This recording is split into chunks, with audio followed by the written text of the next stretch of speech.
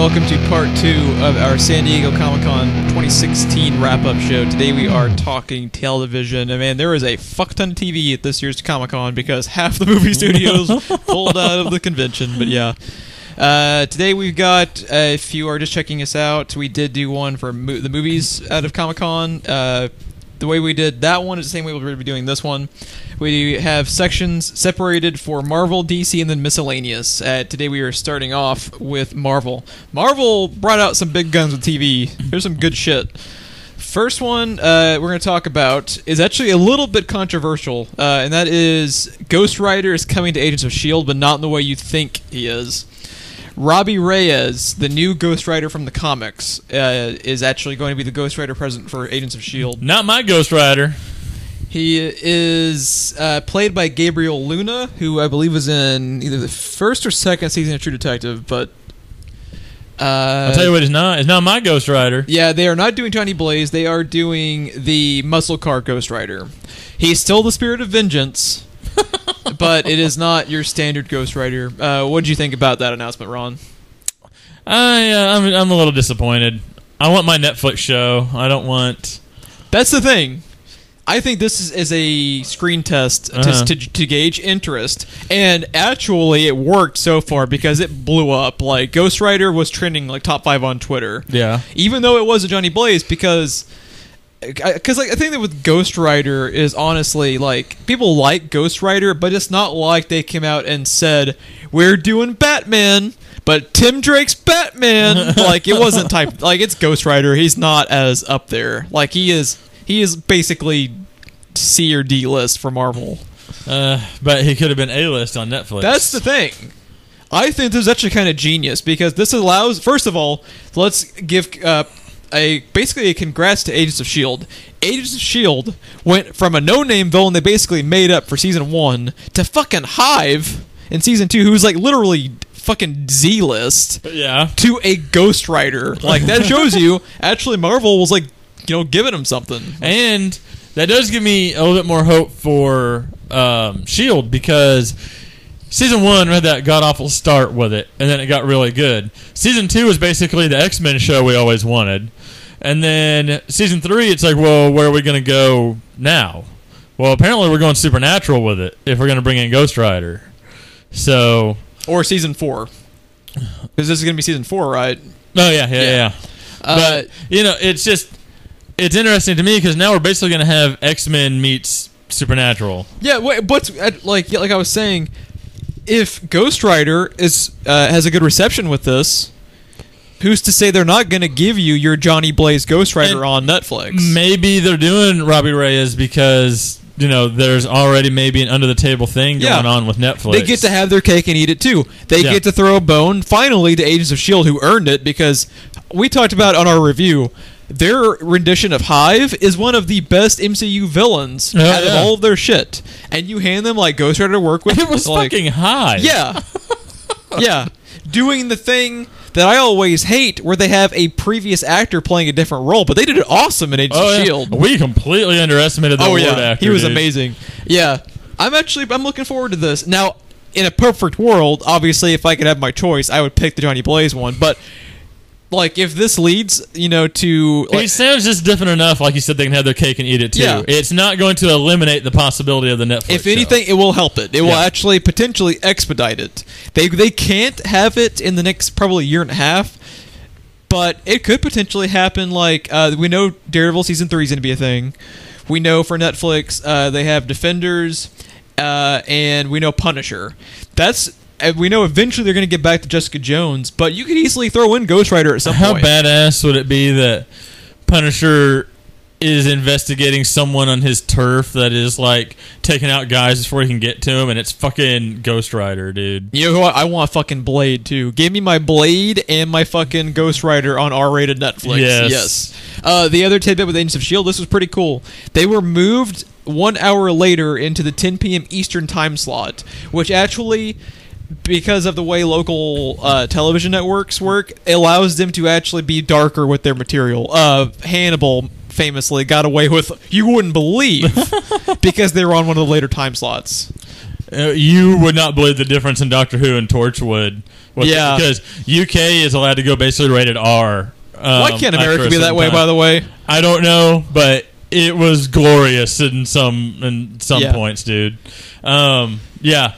No, I am all for that, and I doubt they'll ever do like BVS Dark because it's Marvel, but that show was amazing last season in the way it was written because there was some dark shit in it that still was kind of happy-go-lucky for their time slot. Like they did an incredibly good job masking the dark in it, and it's a good time for it too because we're not going to go into specific spoilers, but their setup for the next season was trending very dark and very heavy.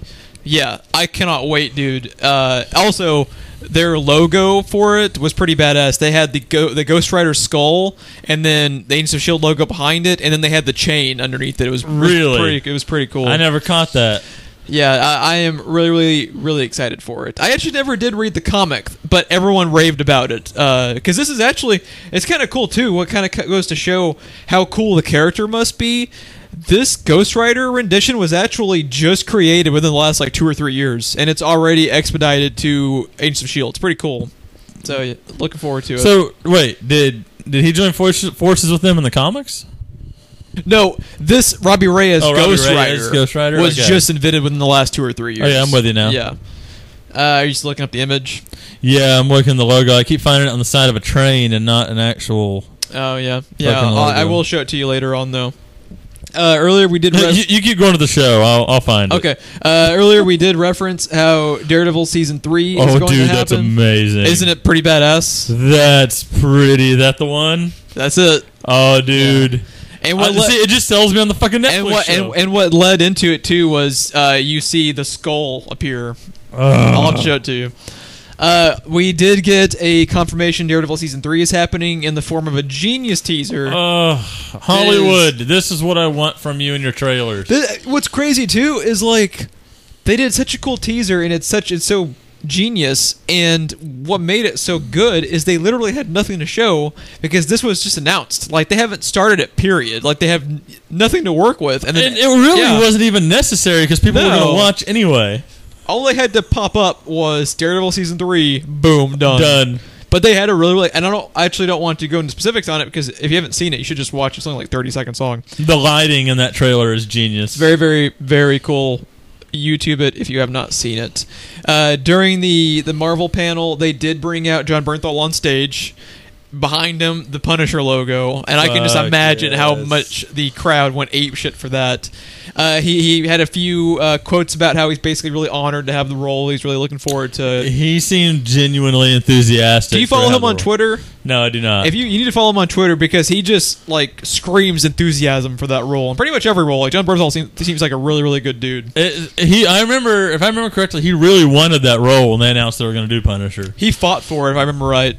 I think we reported on that a while back. I think so too. Jeff Loeb, who's one of the head Jeff Loeb's kind of like the Kevin Feige of the television division. Thanks to Christopher Nolan, I hear Loeb. I think Commissioner Loeb.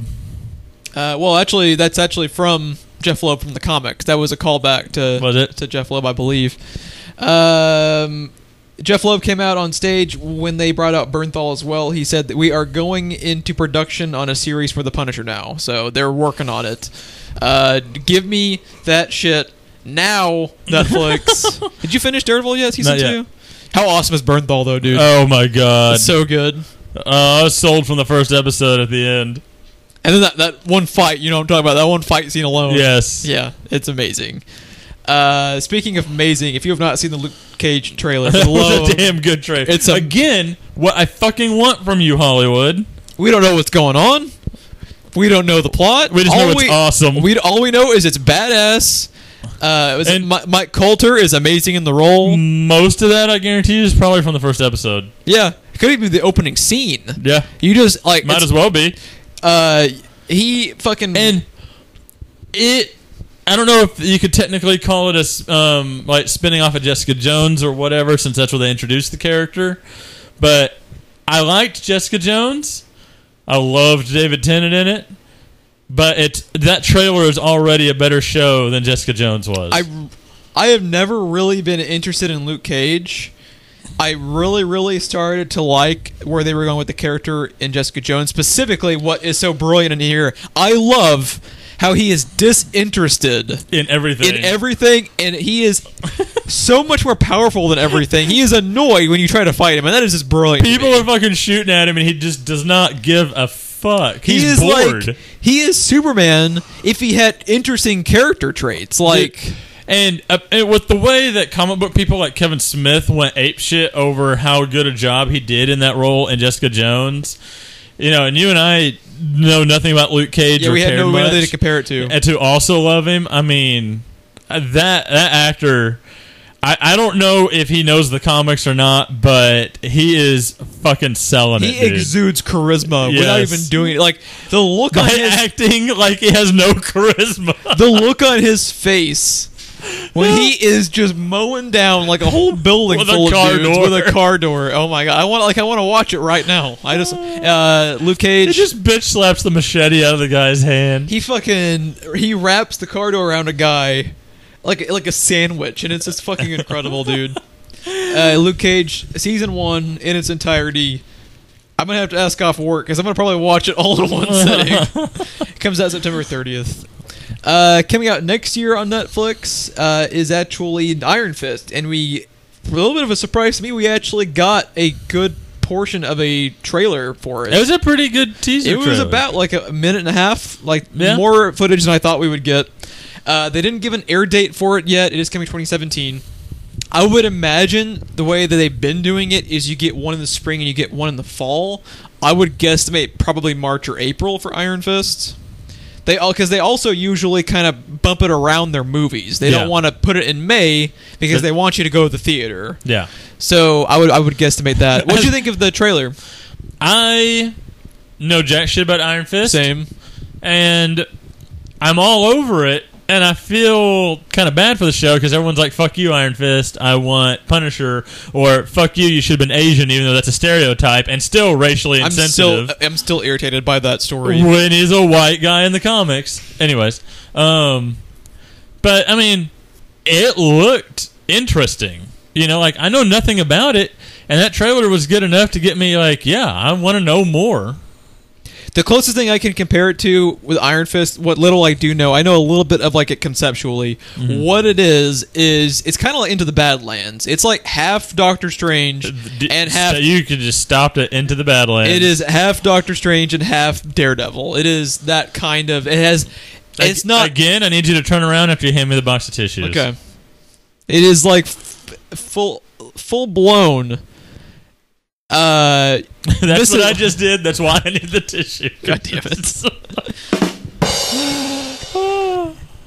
I have totally lost my train of thought for what I was fucking trying to say. Yeah, Iron Fist, I'm excited for it. I like you, I do feel kind of bad, specifically for the actor, too. Yes. Because Finn Jones does seem like a really good actor. And, again, we've seen like a minute and a half of footage, and he was only in half of it, but he seemed to be selling the role. Yeah, that really badass scene where he just kicks the wall in. He punches it, because his power is all with the fist, I'm pretty sure. That makes sense. They didn't bury the lead. I also really, really like their logo. The O in it is the logo. The dragon. It's really, really cool. Yeah, David Wenham, who's Faramir in Lord of the Rings, and one of the cooler characters in 300 is the villain. That right there. Like, it's Iron Fist, it's Marvel, it's on Netflix. I'm going to watch the whole thing opening weekend. Yeah. I'm really excited for it. It's just the problem, like you were saying. The problem is it's not Punisher. The problem is it's not Punisher. It's coming, Jeff. Yeah. It's coming. Yeah, it is just, I do feel, but we know what's going to happen. It's going to be our favorite thing ever. Right. Because we've undersold it so much. Because like with Jessica Jones, we almost like got too hyped for it. Yeah. Well, their marketing campaign was one of the greatest marketing campaigns in all of movies or TVs. Those trailers, I want to watch them again now just talking about them. Yeah, it is unfortunate that the product, while good, did not meet the I still blame Twilight Lady, but... I probably do as well. Because it felt like a lot of Twilight.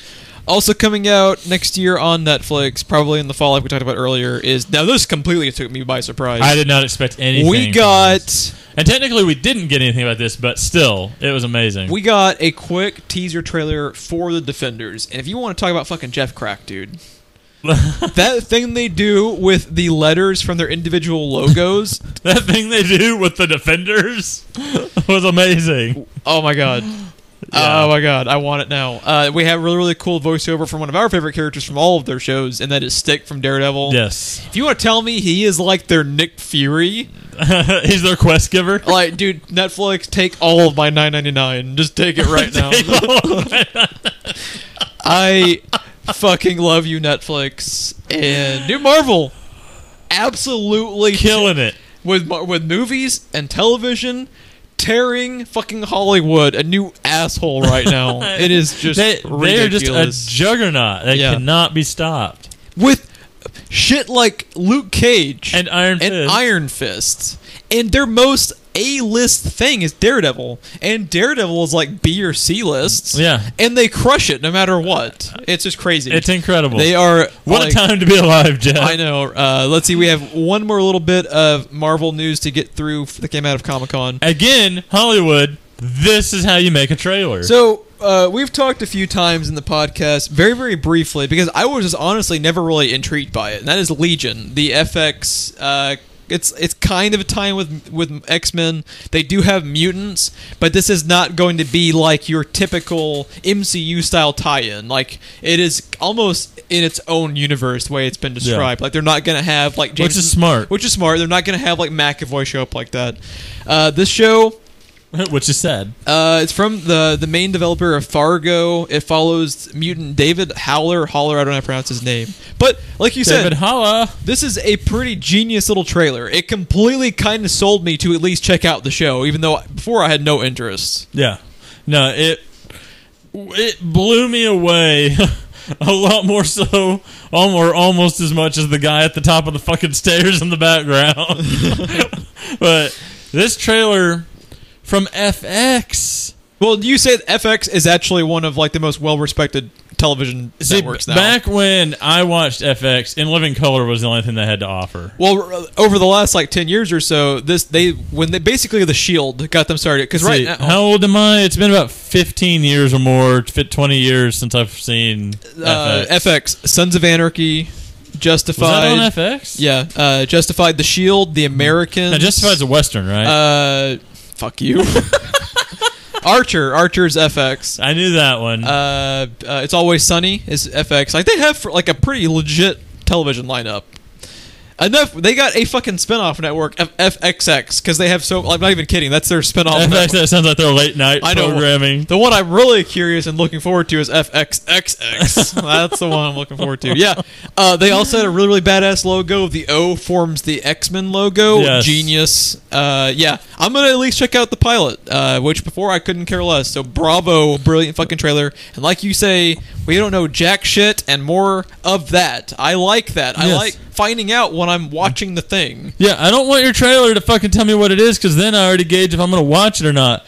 You intrigued me, FX. I am there. I am watching it. Well, I won't be there. My DVR will be, and I'll check it out later. But I'm fucking there. And I, like you said, yesterday did not give two shits about this show. They're doing more intriguing stuff with mutant powers than any of the X-Men movies have ever done. Yeah. Aside from killing someone with a quarter.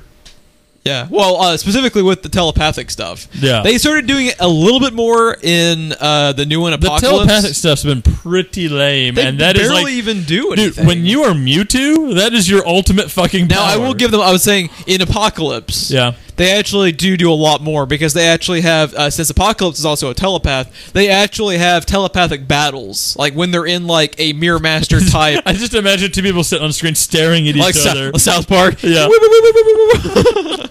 No, it's actually really cool. Like, you see their representations in like a Mirror Master, Doctor Strange type reality while they're fighting telepathically. Did they do the Sherlock thing where they're having their chess moves? Yeah.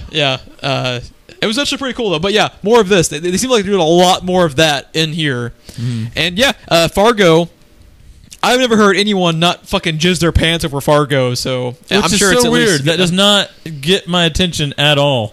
But yeah. From that, I think that's pretty much all of the Marvel stuff. We're going to transition over to DC now. First up, Arrow Season 5. Now, okay, I actually did watch this trailer. You did? You quit really early on in season 4. Yep. I quit. I quit about 85% of the way through season 4 because I just realized my wife wishes she could quit. Yeah, it was like literally got to the point where it was like battered housewife syndrome. One of my favorite text messages I ever got from you was when you texted me and said, I should, what did you say? It was something like, I should have gone the route you did and just have someone keep me up to date. Arrow is so much more enjoyable when you have someone else telling you what happens. I think that's roughly what I said. But it's true. When I was getting updates from my coworker what was going on, I was like, oh yeah, okay. Yeah, but when it almost kind of sells you back on the show, and then you realize what you're thinking. Okay, now with season 5, this is looking better. They are getting. It can't get worse. It's true. They are getting back on the track. I think they kind of lost their way a little bit in kind of going gaga over making it feel like The Flash almost. I think they kind of because like with season 1 and season 2 of Arrow, when they were emulating the Dark Knight, was when it was at its best. It was a darker, more like grounded show, and when they started going more mystical and shit with it, and all of their good writers left to go do Legends in the Flash, that also has part of the problem. This season, all of their they are bringing in new characters because the spoiler alert for fucking season 4 of Arrow, no one gives a shit. They kind of broke up the team for the most part. Right. They're bringing in new vigilantes. Are they fractured butthole? Now I just want to go watch South Park. Nothing wrong with that. It does look better. I might give them about 5 minutes at the beginning of season 5, just out of curiosity to see if it looks like they kind of woke the fuck up. Because it's a shame. You and I always say season 2 of Arrow was an incredible season Oh my of television. god, it was just amazing. Their Deathstroke was badass. Their really Deathstroke good. terrified me. Manu Bennett was fucking amazing. Crushed it. Yeah, I will give them part of the... I mean, he crushed it like a crazy Australian that gets DUIs left and right. Hey, if anyone can get away with it, it's fucking Deathstroke. Would you arrest Deathstroke? I wouldn't arrest Deathstroke. Right? You go this way, Mr. Deathstroke. When you said that, the image of him standing in the middle of the road when that bus pulls up just popped into my head. Yeah. Oh. So I will give them a little bit just to see if it got any better. I do not have any hopes for Arrow. You know what I wish would have been the announcement for Arrow? I don't know if we talked about it on air, but I want to go ahead and bring it up. What I would like for Arrow is obviously they've kind of ran its course. They don't know what to do. There's, to me, when you have so much to access in the DC universe, it is okay to say this season of Arrow, season 5, is going to be our last one. Yeah. And then sign Amell to one of the cross-series deals. You can keep him on whenever he's available. And bring over the goddamn Teen Titans and have him be their Batman, where he sends them on fucking missions. Jesus Christ, they've ripped off every other storyline of Batman. Yeah. They've got 75 years worth of shit to pull from. Just do it. I mean, they've already kind of owned up to it here and there throughout the show. At the very least, just do it. Give me Dick Grayson in some way, shape, or fucking form. How do we have an Iron Fist and a Captain Marvel show and movie before we have a fucking Nightwing property?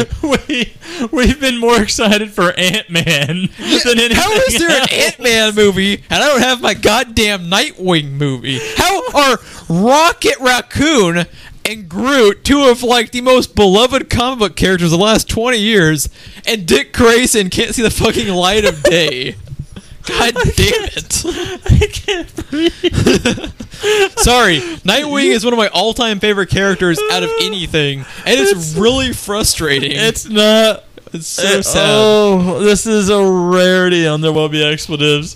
They're Jeff, speechless. Jeff peaking the levels. I want my Nightwing show. I want it real bad. That's amazing. Okay, next up, Flash had a season 3 trailer. Hold on. Brace yourself. Flashpoint's happening, Ron. Are you fucking serious? I know. I didn't want to spoil it for you. I couldn't contain myself anymore. We've made this joke so many times. I know. But I'm going to continue to do so. Yeah, it's... So, what did you think of the season 3 trailer, Ron? I've been yelling enough. I need to take a break. I mean... That's pretty much my review of it. I'm not like... It's not bad. It's not great. It's more of the same. You would hope for like their big Comic-Con thing to be like a little bit more like get you excited more. A little bit more zippy, dare we say. I get it's the Flash, I'm getting tired of speedsters, man. Oh, it's speedsters. I know. All you see throughout the entire thing is basically speedsters. I know. It's time to just knock it the fuck off. Bring in Mirror Master as your season-long villain. Give me my shade, dude. Yeah. Give me Mongol. Dude, Jeff Johns is letting you use Superman, so you have fair game to literally basically everything. Yeah. Fucking dude. It's frustrating, too, what they're doing with The Flash. I'm worried about the show. I worry about it because I loved The Flash so much. And as Flash, if we were doing rankings back when season 1 of The Flash was a thing, it would have been my number 1 show, period. Yeah. And then season 2 was not bad, but compared to season 1, like, it kind of went off the rails. Season 2 started stronger than it ended. Yeah. And, like, I thought the whole Flashpoint thing was misplaced, although I love the storyline. Like, they can do a good job with it, but the number one thing I'm terrified for is if they do Flashpoint for, like, 2 episodes, they can kind of go fuck themselves, because they already pissed me off by doing... That's kind of what that trailer felt right? like. That's kind of the vibe I was... I didn't even intend it. I didn't even intend it, I swear to God. I didn't even catch it. Thank you. That's why the rim shot was so late. So, yeah. Flash, they are a little bit walking a tightrope right now, and I swear to God, if halfway through the season, the main villain for the season-long arc is another goddamn speedster, dude, I'm gonna be like, dude, show me something. I think we've already had our glimpse of that, and I think we may have at least 3 speedsters, 2 of them villains. I don't know, because I don't know how you can go back and do Flashpoint after teasing the Wraiths and getting the image of Black Flash being carried off at the end of season 2 and not have that be a thing because you fucked with the timeline in Flashpoint. I don't know how you can explain that away and nothing happening from that. The problem with it is I don't really know how you go about writing your way out of it. Like, I don't know how you go about doing Flashpoint when you already kind of started to and then didn't in season 1.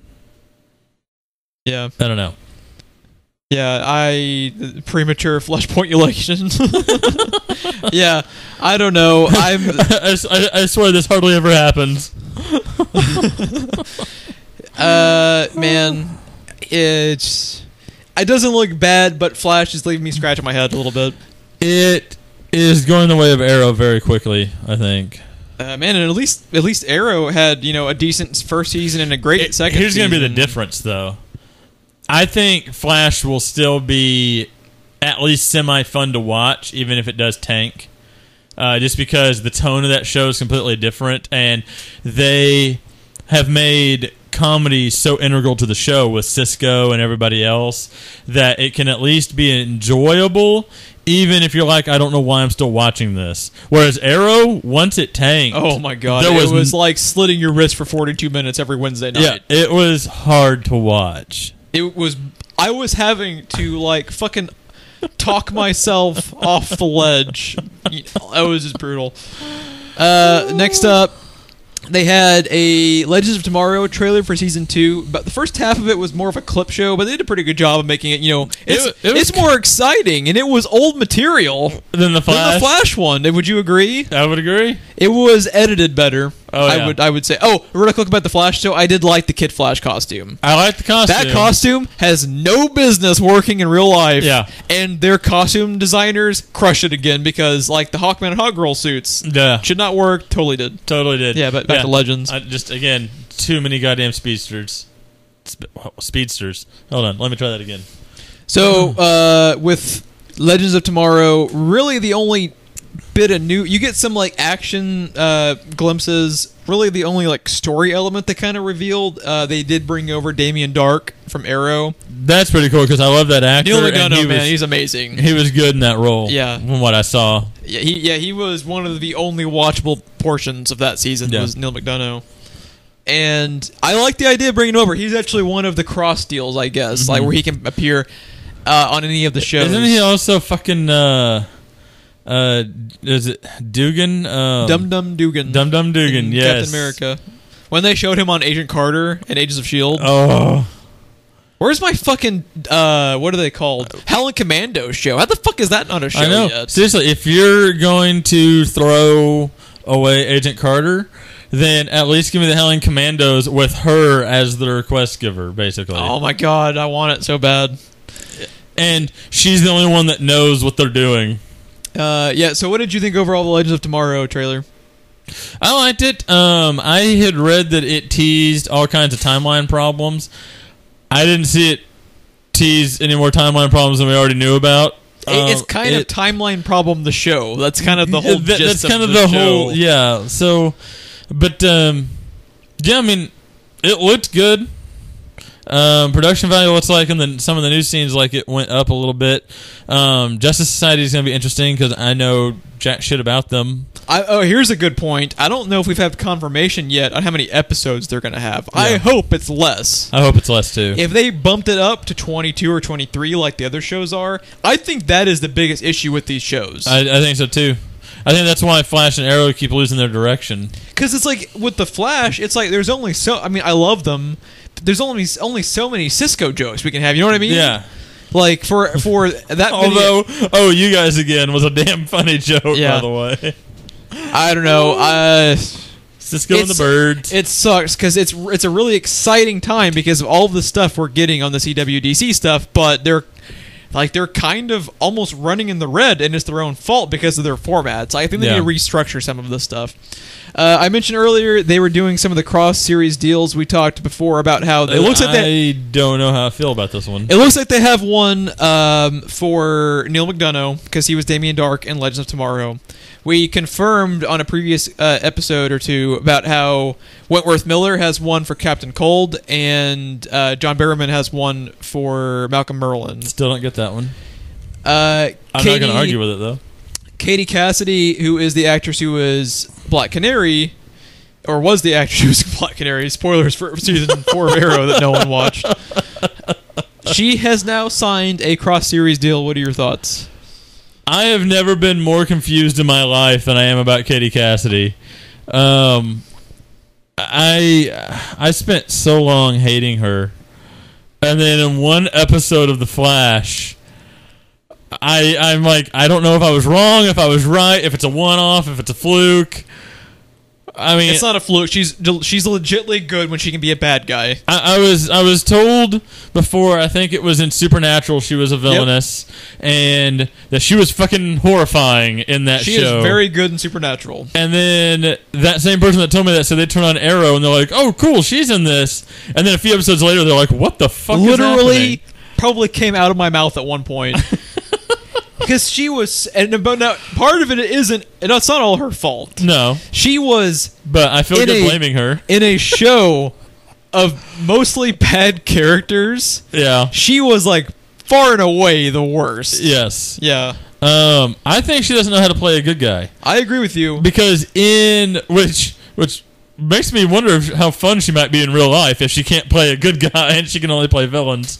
But I was blown away by her in The Flash. She was awesome. She was one of the... I wanted less of her in Arrow and more of her in Flash. She was actually one of the best parts of Flash Season 2, I think, which is crazy to say. I cannot believe, after how much we shat on her performances and everything this whole time, we fucking loved her in The Flash.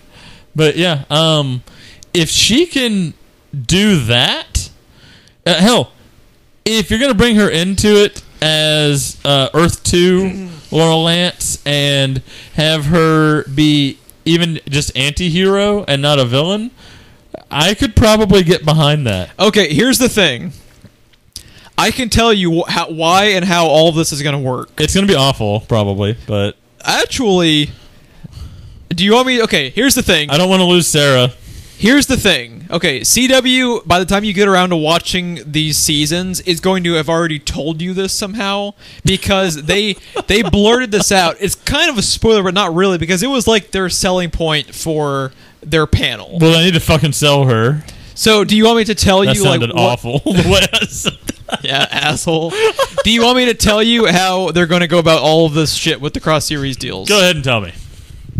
pretty fucking badass. I just wish I had learned from the show, but the way CW works, that was never going to happen anyway, so fuck it. They are doing Legion of Doom over all of the shows. Are they really? How badass is that? That is why Captain Cold, she's basically going to be the villain version of Black Canary, Malcolm Merlin, and Damien Dark. That's how they're going to make it work. Are they going to be fighting Captain Cold now? Yes. It's pretty badass when you think about it, right? It worries me just because of the way their shows are running right now, but... It's a brilliant idea. It's a brilliant idea, and it's all fucking laid out for them on a golden platter. I just hope they can adapt it. But yeah. It was a kind of a stroke of genius. Like, as far as we're branching out the universe, how do we kind of tie it in but not be forced to have right now? I mean, they might as well fucking well. They got Supergirl now. So, and Supergirl gives them even more access to throw members into the Legion of Doom. Like, it's pretty damn cool. I'm really excited for it. I just wish I had found out via the show and not one of the fucking headline articles on Collider or Nerdist. I didn't even get a clickbait spoiler. I just got boom. They're doing scrolling Legion of Doom. I was like, God damn it. But CW will probably spoil it for me anyway. But yeah, I just thought that was a really, really cool idea. It's a cool idea. That pretty much tells you we're getting Katie Cassidy in that villain version. I'm okay with that. I'm okay with that. Up. We have Who knew I'd be dreaming about her after how long I spent hating her? Right? Oh, fucking Arrow. God damn it, Arrow. We got one more little bit of DC news. Justice League Action got a teaser trailer. If you're unfamiliar with this is the next... It seemed less teaser and more full-on trailer. Well, yeah, basically. It was a little bit... It was, what, 2 minutes? I would call it a character trailer. Okay. Probably, because they gave you it was a full-length trailer. It didn't really tell you anything about the story, but... You know, they were going character to character, showing you what they're going to be like. Kevin Conroy is back for Batman. Mark Hamill is back as the Joker. Yes. How's retirement going, Mark? Right. Alan Burnett and Paul Dini are part of the writing teams. Yeah. My only hang-up is I do not like their animation. I do not like the animation at all. The thing is, though, we're the previous generation, Jeff. Yeah, it's never going back. Nope. The thing is, though, it's almost like the way I would equate this is to like video games. If a video game has a great story, some solid gameplay, and I like the gist of it, I can forgive graphics. I've heard, was it Brave and the Bold or the Batman or whatever? Beware the Batman. Beware the Batman. It had some fucking terrible design and animation to it, but I have heard nothing but good things about the story. You want to know what's fucking brilliant about that Beware the Batman show? They actually had him be a detective to the point they had Sherlock Holmes scenes where it freeze-framed a little bit where he was actually analyzing the room. Really? Yeah. Isn't that fucking cool for Batman? Never been done in their movies, and they're doing it on the Beware the Batman cartoon. Fucking Beware the Batman. Yeah. The other thing, they actually restructured the format for this. The format for this, from what I read, is it's going to be a little bit like the Teen Titans Go, how it's only going to be like 15 minutes long. Really? I don't really know how I feel about that, but if anyone can make it work, it's guys like Dini. Yeah. I don't know. I'm curious. The thing is about revisiting stuff like this I normally worry about, but with Burnett and Dini and Kevin Conroy and Mark Hamill, I mean, I worry a lot less since... The original was their baby. This is going to be their baby. I mean... And Paul Dini actually left DC for a good portion, too. I think this might be the first time him coming back in a while, because he was actually helping out with stuff like the Hulk and the Agents of Smash cartoon. He was doing parts of Ultimate Spider-Man, I think. Yeah. So, yeah. I need to watch Ultimate Spider-Man, dude. The shit that I've seen online, the endless memes that come from it. Yeah, they had freaking, like, Iron Fist and Deadpool on Ultimate Spider-Man. Everyone, dude, there are so many memes of Spider-Man and Deadpool together.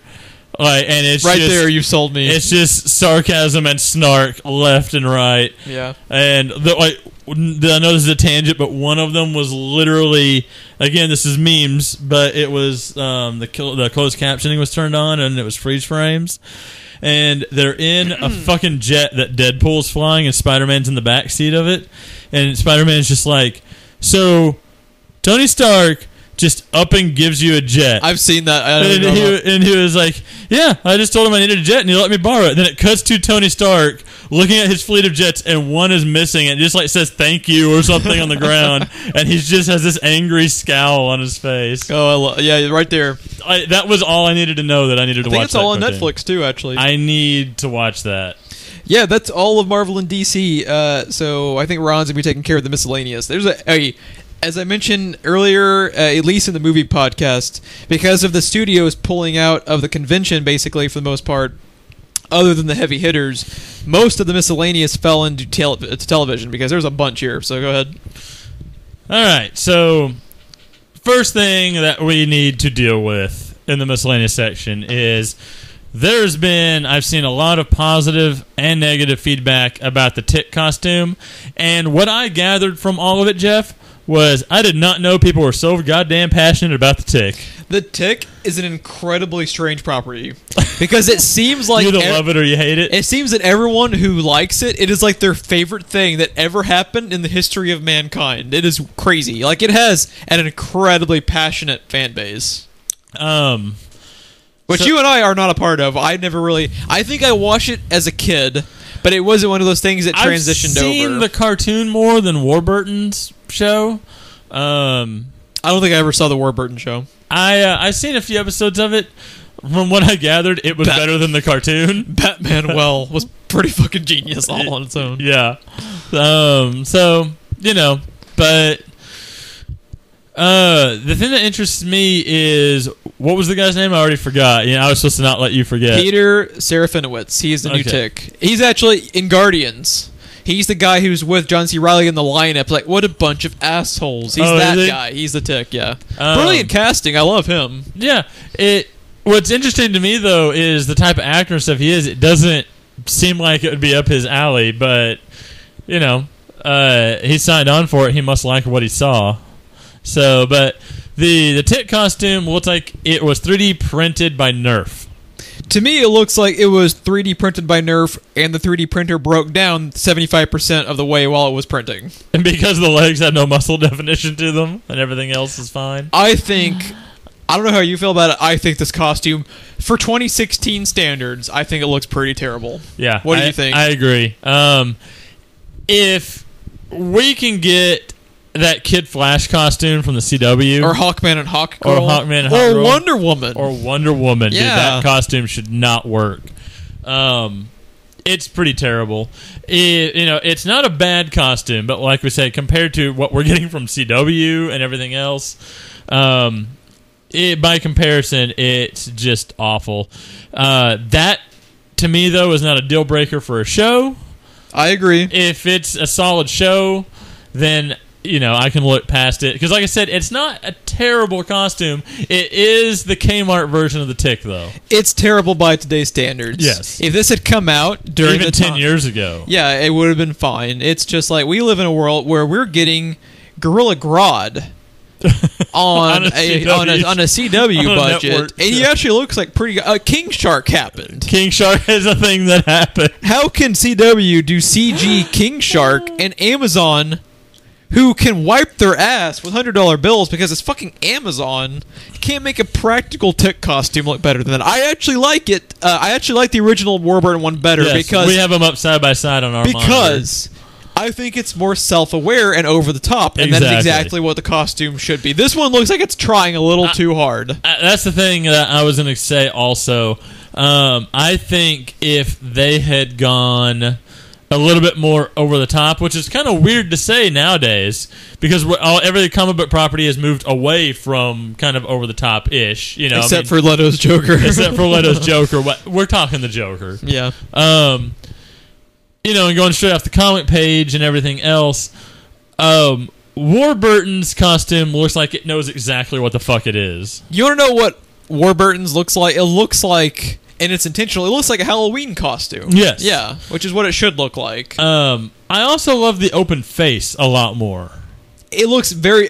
Okay, I appreciate them giving it a go as far as making it look like it kind of defeats the purpose of having a costume when you have the open face. But because we're talking, it's the Tick, and it's supposed to be satire, and I appreciate them kind of going for it.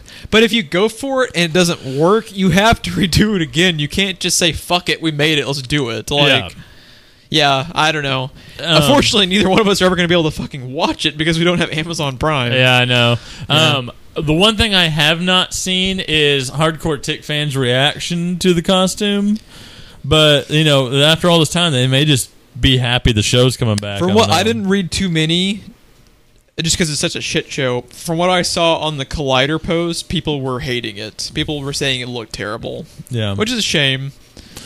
But, yeah, well, here's the thing about Amazon Prime. You get to watch a bunch of pilots, and you vote on the ones you like, and the ones that get the most votes stay. Are they still doing that? I believe so, because that's what's going to happen with Buckaroo Banzai, and it should be the same for the Tick. And if everybody votes against it, then that's the only episode of the Tick you'll ever get. Can I just say, I think that's kind of a terrible business model, because a pilot is generally the worst episode of a show ever, unless you're Arrow. Then you've had worse. I think you're hamstringing the potential quality in your shows. Yeah. Because they feel like they have to oversell the pilot instead of just developing their universe the way they want it to be. As opposed to, like, say, the Netflix Marvel stuff. Or Game of Thrones. Game of Thrones knew what they were going to have as far as like a 10-episode first season order where they could kind of slowly roll it out. You don't get that luxury if you're doing that Amazon fucking vote bullshit. Yeah, I disagree with their model. But yeah, we need to move on. We've been talking about Tick for a long time. A lot longer than we meant to. There was a teaser for Star Trek Discovery over on CBS No Access. First time they revealed the title. First time they revealed the title of the show. Is this the first show that's not the Enterprise? No. Okay. Okay. The original series with Kirk and Spock had the Enterprise. The Patrick Stewart one had a newer model of the Enterprise. I think it was still called the Enterprise. Was Voyager different? Deep Space Nine never had a cruiser like that. They were just a space station. Oh yeah. And Voyager had a new. Okay. I'm not too crazy with the ship design. It's a little awkward looking. It's a little awkward. I think it's the sharp lines. It has a lot of sharp lines. It's a triangle attached to a circle. Part of the problem with it, too, is not that Discovery looks bad. It's like how gorgeous is the JJ design of the new movies. It is amazing looking to watch. And it looks like they tried to take that and then make it their own. And like I said, it doesn't look bad.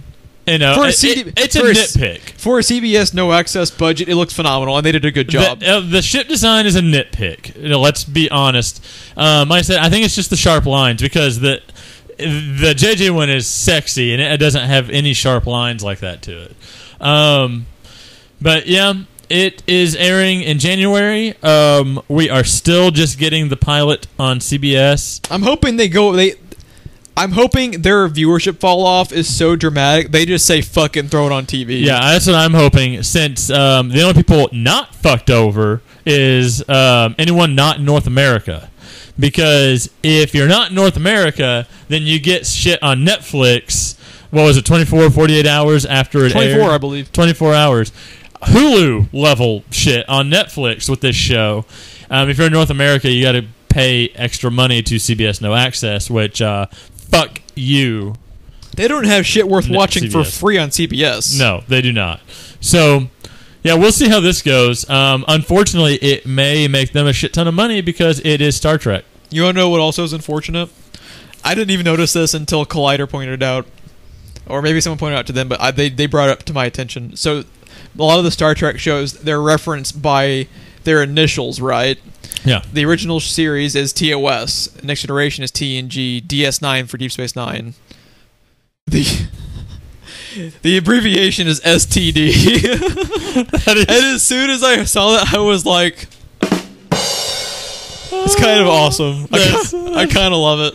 That's pretty good. They totally did not intend that, but I just think it's amazing. They have the fucking title now.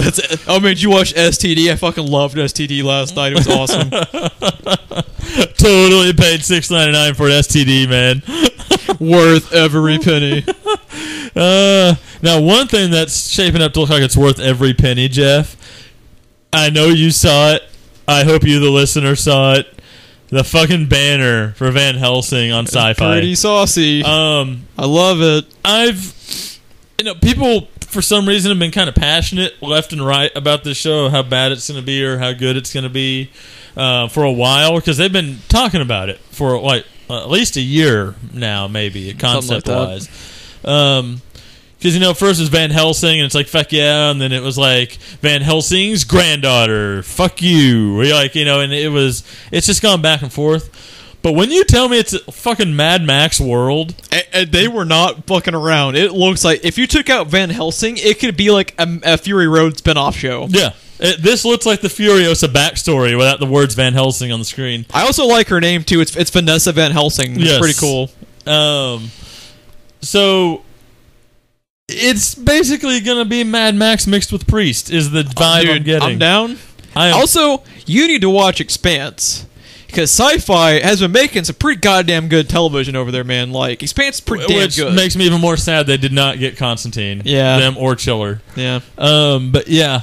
I love the tagline, Jeff. Resurrection is a bitch. Money in the bank. Oh, dude. And this teaser, it's almost an Underworld level teaser, I just realized, too, those Fargo dudes are getting around. That's like the fourth show that has Fargo that has been producers. pimped out by the producers of Fargo. Yeah, and Hell on Wheels, it says. And everyone that has watched Hell on Wheels that I know is obsessed with Hell on Wheels. So it's some good guys behind this. Dude, that image alone has fucking so many. I was never against it, but I was never necessarily sold on it either. I was just kind of cautious with it because it intrigued me. Like, what are they going to do? Same. That fucking sold me, that image. I'll be watching it. I'll at least be checking out the pilot. Yeah, I agree. Else. I will be checking it out too. Something that looks pretty interesting that I hadn't even heard of till you brought it up to me was American Gods. Why don't you tell the good folks about American Gods? So American Gods is based off of a novel by Neil Gaiman. And I can tell you on this just by telling you which episodes of Doctor Who Neil Gaiman wrote. Neil Gaiman wrote the one where the TARDIS becomes a woman. The Doctor's wife. And he wrote the one with Matt Smith where he plays chess with his Cyberman counterpart. Yeah. That's Neil Gaiman, dude. I fucking love that was Neil the Gaiman. Episode that made me want Matt Smith for the Joker. Yeah. I love me some Neil Gaiman. He's a great writer. So I can't really go into too many details about the show because I think it's best, and the trailer actually did a good job too. You don't know what the fuck's going on, and I like it. That's another one they did a good job. We still don't know what's going on. Get on it, Hollywood. The one thing that will sell you though, if you are curious at all, is please watch the trailer just to see how badass their cast is. Ian McShane right there. I'm watching it. I love Ian McShane. Peter Stormare. Crispin Glover's in it. They didn't show her, but I believe I remember seeing that Gillian Anderson, Scully, is going to be one of the leads in it. And Baby Doll. And Emily Browning from Sucker Punch, who I'm not a big fan of Sucker Punch, but I've always really liked Emily Browning. I love that movie. Always liked her. That is someone that should at least be on one episode of Into the Badlands. Just because of Sucker Punch. We'll have to... Because, I mean, at least, even though you thought it was misplaced, the action was cool. I'd say it's Snyder action. Yeah. Before we get on like a 5-hour review of Sucker Punch, it was just easily possible. Yeah, I'm really curious about it. You tell me Neil Gaiman and their cast, I'll watch that shit. Yes. It's also Stars, I believe, who is doing also Ash vs. Evil Dead. They've done a good job with that.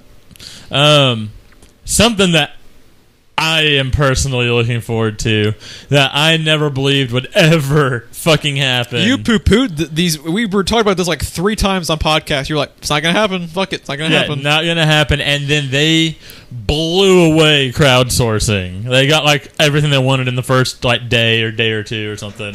It was insane. And then they went way over the what they were asking for. Is it Kickstarter? I believe it's Kickstarter, which makes me so happy, Jeff, because that means people wanted this, and they wanted it bad.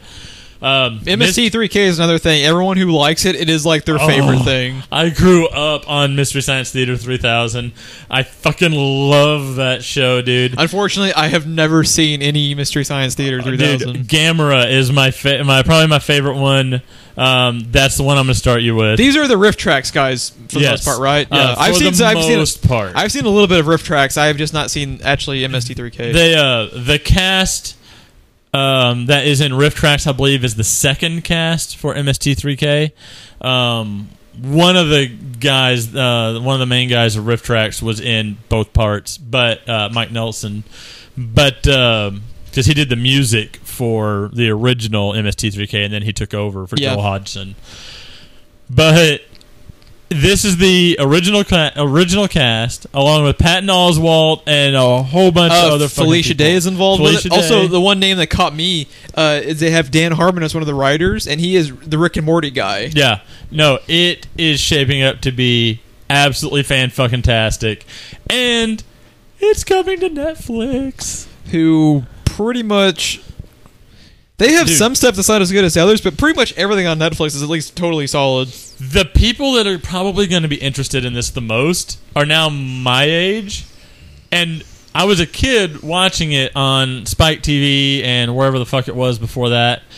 I'm an adult now, and it's coming to Netflix, and it can be totally uncensored. And I mean, it was always kind of kid friendly before. It was never, that they bleeped anything like that. If they did, it was intentional. There was never a curse word there. Bleep would be in the script. Yeah. But it's coming to Netflix, dude. I am so fucking excited. And the shit that they could probably do now. Because before they did the older movies because they have to pay for rights and things like that. What was it? I'm trying to remember. They expanded the order, and I'm ashamed I cannot remember now. They were trying to get Kickstarter for like 10 episodes or something like that, and then they ended up adding like up to like 15 or 16 because of the amount of money they got. Yeah. It was like most of the money was needed for the pilot, and then since everything is now there, the other subsequent episodes were cheaper. So what movies do you think they'll cover? I don't know, but here's the thing. If they do 2014 Godzilla, man. Here's the thing. If nothing else, they were doing like 30 and 40-year-old movies back then. If they still keep that up, that's still getting you into like the 80s, dude. I mean, the shit that they can do. I will be checking it out. I got to get you on Gamera, and they had a werewolf one. The movie on its own is ridiculous. I want to watch. I believe they've done Ed Wood movies as well. Did they do Plan 9? I'm sure. I believe they did. I like because Ed Wood movies are just notorious for being terrible. I would actually be. They did Invasion of the Body Snatchers, and they did Pod People. Okay. Oh, dude. I need to get you caught up. Something that I heard from you recently that was pretty damn good, speaking of Netflix, is the Netflix Voltron show. So Netflix is crushing it so much, I've never in my life seen anything Voltron. And I heard nothing but like people freaking the fuck out over Voltron. Same. So I was like, you know what? It's like 13 episodes of cartoons sized, 23-minute episodes. I'll give it a shot. Everyone involved behind it is not the main creators, but like the second main dudes from all of the Avatar and Korra stuff, and I love that stuff. Yeah, they are spearheading this Voltron show. I was gonna say, I knew Voltron happened, and I knew it had production value behind it. But when you started telling me who all was, like, people-wise that was involved with it, it kind of blew my brain. The cast, Hunk is played by Tyler Labine, who is, I get their character names mixed up, but he's not Alan Tudyk in Dale and Tucker versus Evil, and I love him so much. He's hilarious. Yeah. Glenn from The Walking Dead. The pickled eggs, right, or whatever. Yes. Yeah. Glenn from The Walking Dead is one of the other kids. Let's see. I'm trying to remember. There was another one that was a bigger name that I'm blanking on. But see, I watched it as a kid, and Norman Reedus is one of the supporting characters. Yes. I watched it as a kid, and when I heard that they were doing it, it's kind of like, to me, that was kind of like saying you're coming out with a brand new Speed Racer cartoon. And I was just kind of like, I mean, it could be good, but I'm not going to check it out. I've seen the original. The original was awesome. Then I was introduced to Power Rangers as a kid, so I'm good on Voltron, thank you.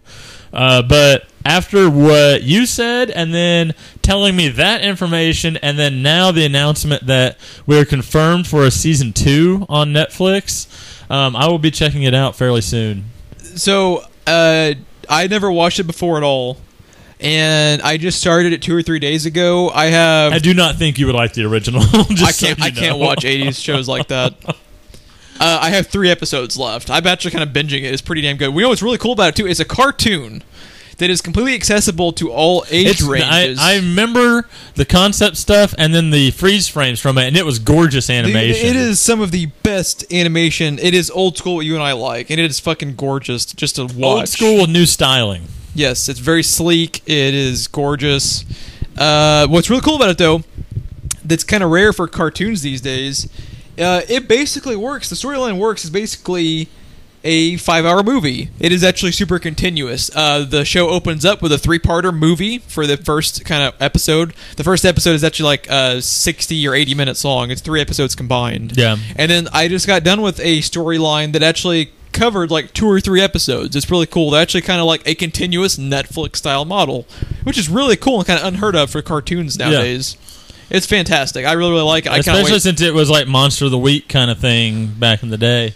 Yeah. So Joaquim Dos Santos and Tim Hedrick and Joshua Hamilton are the writers and directors from Korra and Avatar. They're all fantastic on it. Man, I don't know. That just sounds tremendous. I had no idea. I think I really like it. It is a solid fucking cartoon. It's funny.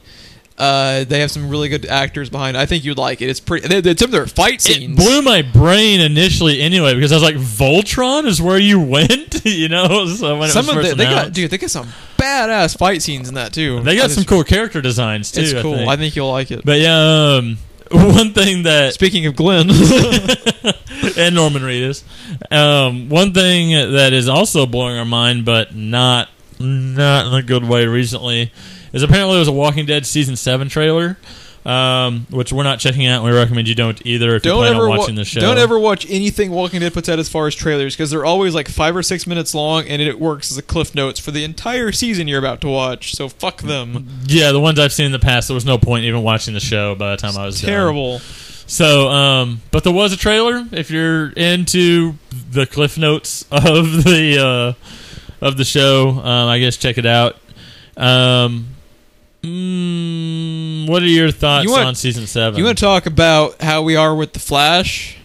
I am real worried that Walking Dead kind of just fell off a cliff. They basically said they're going to ride this gravy train until the wheels fall off, and as far as I'm concerned, the wheels are fucking gone. That is exactly what I don't like for television. I like my Breaking Bad. That was like an official announcement in an interview that they were... Pretty despicable, right? Yeah. They're going to come out and tell me that? Yeah. I guess like, at least I appreciate your honesty. They literally just came out, we are whoring out Walking Dead for a nickel every Sunday night. That is basically what they're telling the audience. That's pretty fucking terrible. Yeah, I'm still going to be watching it, but man, they're like... That show started so strong in the first several seasons, too. It hurts me and pains me to watch this thing falling down like that. The next big... Because like that cliffhanger pissed me off more than a cliffhanger has, or an ending for a season or series since Dexter. Like that level bad. That really got me under my skin. One more giant catastrophe like that pisses me off, I might just stop watching. I have read all 150 plus issues of the comic. I'm a giant fan of their source material. Love Negan, love Jeffrey Dean Morgan, but man, they're one fuck up away. And, you know, the problems they had with Negan was the show. Jeffrey Dean Morgan crushed it, what they gave him to crush. Shouldn't even be having this conversation because that cliffhanger should have never happened. Yeah.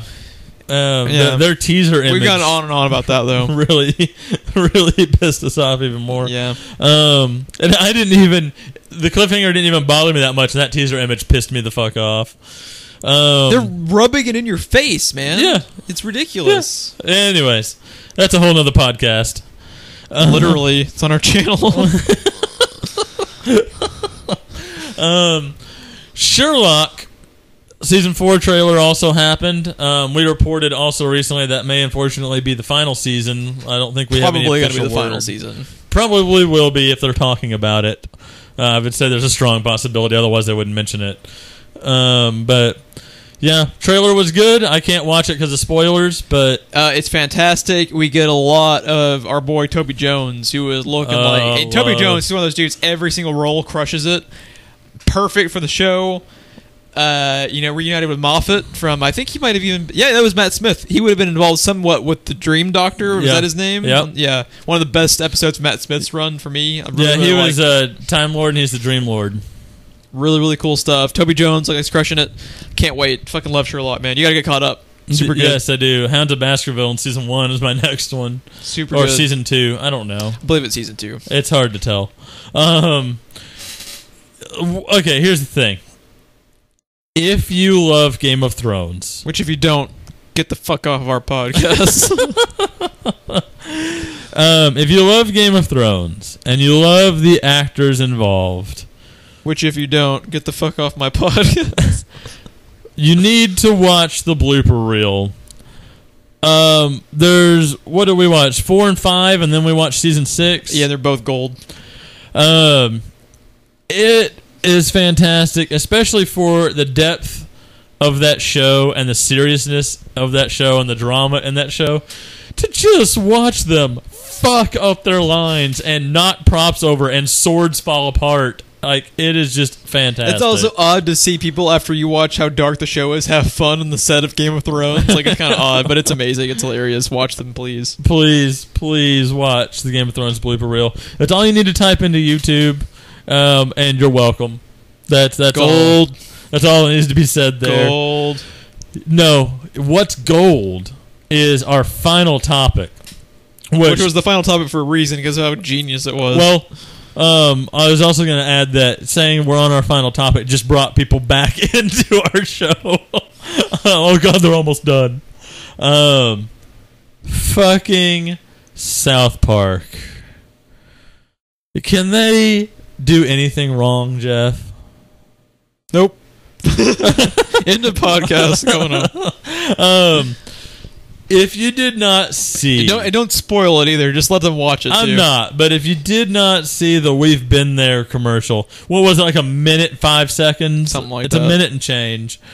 You need to YouTube the South Park. Just search YouTube for South Park We've Been There, and you're welcome. One of the best commercials I've ever seen, period. Yes. And I fucking hate commercials, usually. And it's an advertisement for the show, but it's also... A commercial. It's a parody. Yeah, it's a parody. It's absolute genius. But yeah, that is what most people say with that. It's one of the most ridiculous things in the hall of ridiculousness in that show. And what's so brilliant about it too is like it got me really excited again for South Park, even though they didn't show me a goddamn thing. Really, love Matt. Was it Trey Parker, Matt Stone? Yeah, yes. I love him to death, man. Fresher but whole. I need it now. I need it. Yeah. That is actually... I'm fucking tired, dude. I am too. That is a wrap to Comic-Con 2016. No more fucking conventions. Blah, I'm just tired. I have to pretty much write a college thesis paper every time we get a convention coming out. And as Ron pointed out earlier today, thank you. Next year I get to do E3, D23, and Comic-Con. Awesome. Can't wait. At least I have like 9 months to sleep in the meantime. We appreciate you checking us out if you've gotten this far with us, which it's late. We're exhausted. It's probably just been a shit show, but whatever. It's fun. You can tell when shit went well because our enthusiasm like skyrockets and just bottoms the fuck out. Yeah, I think we talked about Arrow at some point. I don't know. It might have been yeah. Yeah, we have more than just our podcast. We do Let's Plays and reaction shows for Game of Thrones, stuff like that on our show. We're looking to get back into some more commentaries at some point, but who the fuck knows when that's going to be. We also have Facebook and Twitter links below in the description if you're curious about those. And most importantly, if you know anyone else that might also like our content, we would really, really appreciate the share. For a wrap to Comic-Con 2016, you have no clue how excited I am to say those words. I am Jeff. I'm Ron. We'll see you guys next time.